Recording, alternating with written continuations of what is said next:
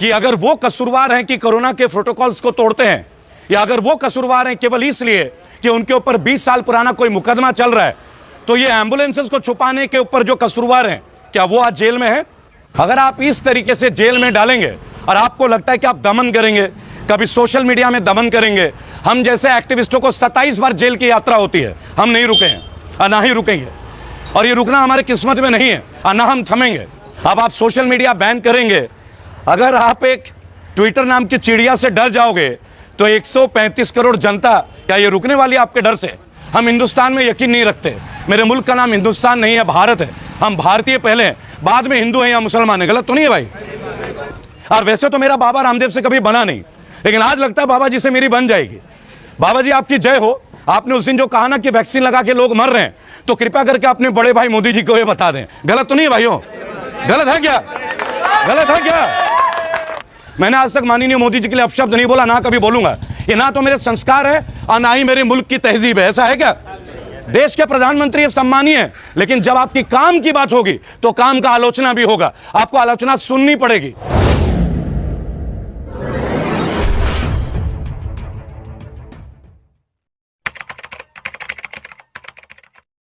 जय हिंद, जय भारत। मैं रेबल सदानंद पति बंगाल के और हाथरस के दौरे के बाद आज शाहीन बाग की गलियां, लेकिन आज का वीडियो समर्पित पप्पू यादव के लिए। वो पप्पू यादव जिसने भाजपा के उस शासन का उजागर किया जहां 50 से ज़्यादा एम्बुलेंस छुपा के रखे गए थे, और उसका नतीजा क्या होता है आप लोगों ने देखा होगा। केवल एक्टिविस्ट गिरफ्तार होते हैं, ये आपने देखा होगा और सुना होगा, लेकिन सबसे अहम बात है 50 से ज़्यादा एम्बुलेंसेस को, जहां लोगों की मौतें सड़कों में हो रही थी और हमें वो एम्बुलेंसेस की ज़रूरत थी, तब पप्पू यादव ने राजीव प्रताप रूढ़ी के फार्म हाउस का पर्दाफाश किया, जहां इतने सारे एम्बुलेंसेस धूल चाट रही थी। धूल आपने देखा होगा, लोगों ने रिक्शे में, बैलगाड़ी में, साइकिल में अपने कंधे पे अपने प्रियजनों के डेड बॉडीज़ को वो ले जाते रहे। अत्यंत ही दुखपूर्ण थी ये चीज़, और शत विशत शव आपने ये भी देखा होगा, गंगा जी में तैरती हुई लाशें। लेकिन आज मैं इन चीज़ों के ऊपर बात नहीं करूंगा, बात करूंगा पप्पू यादव के ऊपर। उस पप्पू यादव के बारे में जिन्होंने पिछले कोरोना काल में, जिस गली में मैं हूं इस वक्त, लगभग 150 लोगों को उन्होंने यहां से बिहार, बंगाल, उड़ीसा, झारखंड गरीब मजदूरों को भेजा था, जब ना तो भारतीय सरकार उठ के आई थी, ना अन्य कोई सरकार उठ के आई थी। और वो हिंदू भी थे, मुसलमान भी थे, दलित भी थे, ब्राह्मण भी थे, क्षत्रिय भी थे, कोई जात और धर्म नहीं थे, केवल मजदूर थे। लेकिन जब कोई ऐसा व्यक्ति अच्छा काम करता है और उसके पश्चात, आप रोटेट कर लीजिए, और उसके पश्चात उस व्यक्ति को आप जेल में डालते हैं। रेबल फाउंडेशन के बहुत सारे वॉलंटियर जो हैं वो इस वक्त पटना में है। निजी तौर पे मैं इस हफ्ते वहाँ जा रहा हूँ, सॉलिसिटर जनरल से भी मिलूंगा और हाईकोर्ट के बेंच के तमाम जजेस से भी मिलूंगा कि आखिरकार गुनाह क्या किया उन्होंने। अगर उनके ऊपर कोई मुकदमा पहले से चल रहा था तो हम लोग इसको भी देख लेते, मैनेज कर लेते। लेकिन दिक्कत एक बात की है कि अगर वो कसूरवार हैं कि कोरोना के प्रोटोकॉल्स को तोड़ते हैं, या अगर वो कसूरवार हैं केवल इसलिए कि उनके ऊपर 20 साल पुराना कोई मुकदमा चल रहा है, तो ये एम्बुलेंसेस को छुपाने के ऊपर जो कसूरवार हैं, क्या वो आज जेल में है या वो जेल में नहीं है? या पप्पू यादव को भी आप किसी जाति, धर्म और रिलीजन से जोड़ेंगे? आप सोनू सूद को देखते हैं, हमने अभी काफ़ी सारे ऑक्सीजन सिलेंडर, कॉन्सनट्रेटर लगातार सड़कों में उन लोगों को प्रोवाइड किया जो शायद इनका इंतज़ाम नहीं कर पा रहे थे। लेकिन ये कैंपेन करना अब ज़रूरी है कि 5 बार के सांसद कोई क्रिमिनल नहीं है, 5 बार के सांसद है पप्पू यादव। आपने बिहार के बाढ़ में देखा होगा किस तरह पानी में तैरते हुए उन्होंने आम जनता की मदद की, और उन्हें हम हिंदू मुसलमान कोई भी नहीं कह सकते थे। पिछले 1 साल से कोरोना काल में भी हमने बहुत सारी चीज़ें देखी, कभी तबलीगी जमात, कभी महाकुंभ, बहुत सारी चीज़ें देखी। लेकिन क्या हम उन लोगों को देख पाएंगे जो लोग दूसरों के लिए सड़कों में आते हैं और मेहनत करते हैं और दूसरों की मदद करते हैं? रोड जाम मत कीजिएगा, हमारी वजह से रोड जाम नहीं होना चाहिए। तो मेरा सवाल केवल रिलीज पप्पू यादव की नहीं है, तमाम वो जर्नलिस्ट, तमाम वो एक्टिविस्ट जो आज जेल में हैं और अकारण जेल में, जिनके ऊपर प्रॉपर मुकदमा नहीं है। आपने देखा होगा बंगाल में 4 बड़े बड़े नेताओं को अरेस्ट किया गया, और जिस तरीके से था, हाईकोर्ट ने भी बोला कि वो चुने हुए प्रतिनिधि हैं और कोरोना के दौर में उन्हें मदद करने की ज़रूरत थी। फिरहाद हकीम जो कि मेयर थे कलकत्ता के, शहरी मंत्री थे, और भी बहुत सारे 4 लोग मुख्यतः, और उसके बाद आज फिर उनके साथ ये 2 लाख रुपए का बेल बॉन्ड। तो कहीं ना कहीं ये पॉलिटिक्स, वेनेडेटा की पॉलिटिक्स बनती जा रही है। लेकिन पप्पू यादव ने तो किसी का बिगाड़ा नहीं है। वो तो कोई बीजेपी या कांग्रेस या आम आदमी पार्टी का अगेंस्ट नहीं है। वो तो केवल मजदूरों के लिए उठ के खड़े होते हैं, क्योंकि उन्होंने सर्वप्रथम हमारे साथ एक बात कही थी, मेरे चैनल पे भी आपने देखा होगा कि मजदूर की कोई जाति नहीं है, ना टोपी देखी जाएगी ना टीका देखा जाएगा। मजदूर तो गरीब है, गरीबी की भला क्या जात, गरीबी की तो एक समस्या है। मजदूर है तो आज लॉकडाउन है, समस्याएं हैं, बहुत सारी चीज़ें हैं।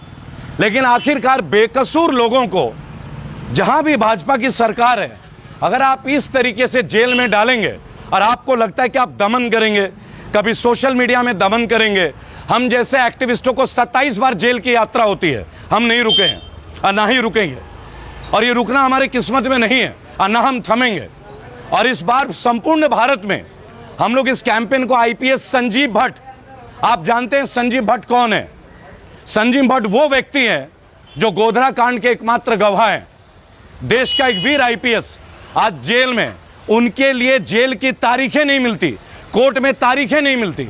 ऐसे वीर साहसी लोग आज जेल में हैं, तो फिर जो एम्बुलेंस छुपाते हैं हम उन्हें जेल में क्यों नहीं डालते?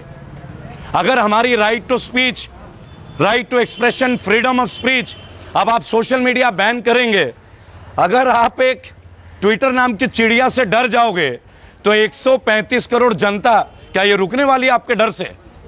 बहुत सारे दिन हो गए, हमने लॉकडाउन में सभी समुदाय के लोगों को देखा, हिंदू मुस्लिम समाज सभी, हमने गुरुद्वारे देखे। आप तो नहीं बना पाए ऑक्सीजन के सेंटर्स, आप आईसीयू नहीं बना पाए, पर तमाम गुरुद्वारा, तमाम मंदिर और तमाम मस्जिद ये अस्पतालों में कन्वर्ट हो गए। गलत तो नहीं कह रहा भाइयों? गलत कह रहा हूं क्या? तो आवाज चाहिए, गलत कह रहे हैं क्या? सवाल उन लोगों का है कि आपका जो ये स्पेसिफिकेशन है, अब हमारा यहां खड़ा होना भी जातिगत हो जाएगा, मेरा यहां होना भी व्यक्तिगत हो जाएगा। तो आपको बता दूं, 1998 में माइक्रोसॉफ्ट सर्टिफाइड प्रोफेशनल का कोर्स मैंने यही गुफरान सर से किया था। मेरे कॉलेज के दिन बीते हैं यहाँ पे, ये मेरी अपनी गलियां हैं, इसे इसलिए आप जात पात से ना देखें। इस गली के तमाम लोग मेरे अपने हैं, और भारतवर्ष के हर गली में, हमने पहले ही बोला, हम हिंदुस्तान में यकीन नहीं रखते। मेरे मुल्क का नाम हिंदुस्तान नहीं है, भारत है। हम भारतीय पहले हैं, बाद में हिंदू हैं या मुसलमान हैं। गलत तो नहीं है भाई?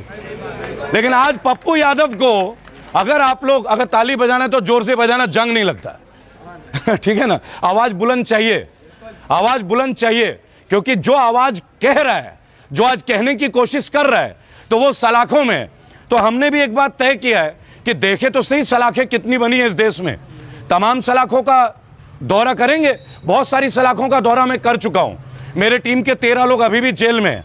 अखिल गोगोई के लिए हम लोग कैंपेन कर रहे हैं, और आपको समझना होगा, जेल में रहते रहते अखिल गोगोई इलेक्शन जीते इसी बार आसाम से, और किसानों के मसीहा हैं, साधारण परिवार के लड़के हैं, चप्पल पहन के घूमते हैं। लेकिन आप उन लोगों के ऊपर कार्रवाई नहीं करते जो एम्बुलेंस छुपाते हैं।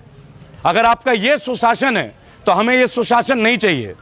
कल यूनियन मिनिस्टर का एक प्रोटोकॉल आया कि वैक्सीन सभी को 2021 तक लगाया जाएगा। इसके पीछे का तथ्य तो आपको मुझे देना होगा ना। मैंने अपने तमाम वीडियोस में, आपने मुझे कभी देखा होगा, मैं अपने इम्यूनिटी पे फोकस करता हूं, और वैसे तो मेरा बाबा रामदेव से कभी बना नहीं, लेकिन आज लगता है बाबा जी से मेरी बन जाएगी। बाबा जी आपकी जय हो। आपने उस दिन जो कहा ना कि वैक्सीन लगा के लोग मर रहे हैं, तो कृपया करके अपने बड़े भाई मोदी जी को ये बता दें। गलत तो नहीं भाइयों? गलत है क्या? गलत है क्या? गलत है क्या? तो आप अगर, बाबा रामदेव जी स्वागत है रेबल फाउंडेशन में, ये जगह में मैं बैठा के आपको चाय पिलाऊंगा, आप आइए। पिलाओगे या नहीं पिलाओगे भाइयों? कोई फर्क तो नहीं है ना, जाति धर्म का फर्क तो नहीं है ना। तो केवल एक बात है दोस्तों, अगर बाबा रामदेव जी की इस कथन में दम है, हमने दादी के नुस्खे मना किया गया। आज भी सर्दी जुकाम हो जाए तो चाय में अदरक डाल के पी लेते हैं भाई, दूध में हल्दी डाल लेते हैं अगर चोट लग जाए तो। ये पुराने नुस्खे हैं, पुराने नुस्खे, सॉरी। तो मेरा केवल एक अनुरोध है, पप्पू यादव जी को अनावश्यक तौर पे जेल पे ना रखें। वो व्यक्ति बाहर अच्छे लगते हैं क्योंकि वो साधारण लोगों के लिए जीते हैं, वो मजदूरों के लिए जीते हैं। उन्होंने कोरोना काल में 1000 से ज्यादा लोगों को बिहार, बंगाल, उड़ीसा, झारखंड भेजा। जब भाजपा की कोई बसें नहीं थी ना, तब पप्पू यादव जी बसें तैयार करवा रहे थे। और मैं एक बात और बताना चाहूंगा, ऐसे ही सेम एक व्यक्ति सोनू सूद भी आज काम कर रहे हैं, बेहतरीन काम कर रहे हैं। तो हमें तो कांग्रेस का दलाल, कभी कभी केजरीवाल का एजेंडा बता दिया जाता है, तो हमारा कोई पॉलिटिकल पार्टी से नहीं है। हमने बोला तमाम लोगों को, अभी मैंने 59 सीटों में काम किया और 59 में से 13 सीटों में भाजपा को खत्म किया और 59 के 59 सीटें मैंने जिता के दिखाई। बंगाल में मेरी कैंडिडेट बंगाल में सबसे ज्यादा वोटों से जीती है, शाहीना मुमताज खान। रेबल हैं, जो बोलते हैं वो बोल के दिखाते नहीं है, जाके करके दिखाते हैं। 3 महीने की जिम्मेदारी पश्चिम बंगाल में। अब मिशन 2022, मिशन 2024 ये एंटी बीजेपी कैंपेन नहीं है। मैंने आज तक माननीय मोदी जी के लिए अपशब्द नहीं बोला, ना कभी बोलूंगा। ये ना तो मेरे संस्कार है और ना ही मेरे मुल्क की तहजीब है। ऐसा है क्या? देश के प्रधानमंत्री सम्मानीय है, लेकिन जब आपकी काम की बात होगी तो काम का आलोचना भी होगा। आपको आलोचना सुननी पड़ेगी, निर्दोष लोगों पे अत्याचार रोकना पड़ेगा। बस इतनी सी बात है। पप्पू यादव जी को आप लोग रिलीज कीजिए, नहीं तो राष्ट्र भर में शांतिपूर्ण तरीके से कैंपेन रेबल फाउंडेशन शुरू कर रहा है। आप लोग साथ दीजिएगा भाइयों? देखते हैं मुझे कभी कभार। रेबल की एक छोटी सी इर्तिदा है खाली, जितने भी लोग जो आज इस परेशानी से गुजर रहे हैं, तमाम परिवार जिनके साथ बुरा हुआ था, जिनके लिए पप्पू यादव खड़े थे, आज वो तमाम लोग केवल एक रिक्वेस्ट कर रहे हैं, इस वक्त उनको बाहर निकालिए। लोगों को पप्पू यादव की जरूरत है। जय हिंद, जय भारत।